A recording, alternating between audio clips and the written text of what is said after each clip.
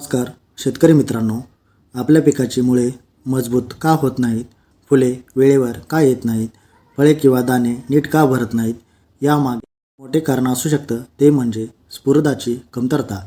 आजच्या या व्हिडिओमध्ये आपण जाणून घेणार आहोत स्फुरद म्हणजे काय, पिकामध्ये त्याचं महत्त्व, कमतरतेची लक्षणे, योग्य खते, डोस आणि स्फुरद देण्याचे 3 सुवर्ण नियम. म्हणून व्हिडिओ शेवटपर्यंत नक्की बघा. स्फुरद म्हणजे काय? स्फुरद हे एक महत्त्वाचं रासायनिक अन्नद्रव्य आहे. याचं चिन्ह P आहे आणि अनुक्रमांक 15 आहे. ग्रीक भाषेत फॉस्फरस म्हणजे प्रकाश देणारा, कारण पांढरा स्फुरद हवेशी संपर्कात आला की मंद प्रकाश देतो. शेतीमध्ये स्फुरद हे नत्र, स्फुरद आणि पालाश या 3 मुख्य अन्नद्रव्यापैकी एक आहे. पिकामधील स्फुरदाचे मुख्य कार्य: मुळाची जोमदार वाढ. स्फुरद मिळाले की मुळे खोलवर आणि मजबूत वाढतात. मुळे मजबूत असतील तर झाड जास्त पाणी आणि अन्नद्रव्य शोषतं. ऊर्जा निर्मिती. प्रकाश संश्लेषणातून तयार झालेली ऊर्जा झाडाच्या प्रत्येक भागापर्यंत पोहोचवण्याचं काम स्फुरद करतो.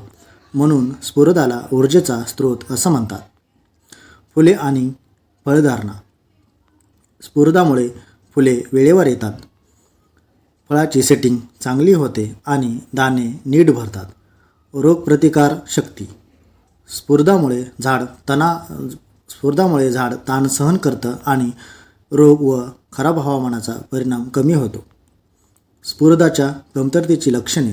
जर पिकाला स्फुरद कमी मिळालं तर जुन्या पानाचा रंग गर्द हिरवा होतो आणि पानांच्या कडा जांभळसर आणि लालसर दिसतात. मुळाची वाढ कमी होते, झाड बुटकं राहतं आणि फुटवे कमी फुटतात. फुलोरा उशिरा येतो आणि फळे किंवा दाणे नीट भरत नाहीत.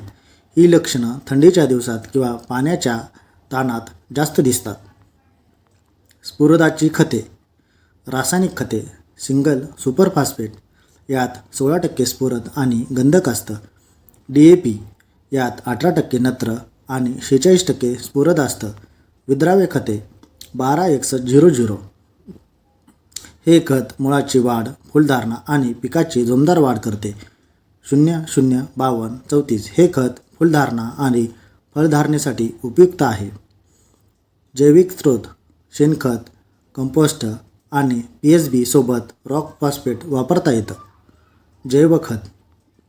PSB हे जीवाणू जमिनीत अडकलेला जुना स्फुरद विरघळवून पिकाला उपलब्ध करून देतात. स्फुरद देण्याचे 3 सुवर्ण नियम. पहिला नियम: स्फुरद जमिनीत हलत नाही, म्हणून तो मुळाच्या कक्षेत 2 ते 3 इंच खोल द्यावा. दुसरा नियम: स्फुरद नेहमी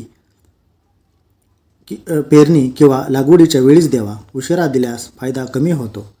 तिसरा नियम: PSB वापरल्यास स्फुरद वाया जात नाही आणि खताचा पूर्ण उपयोग होतो.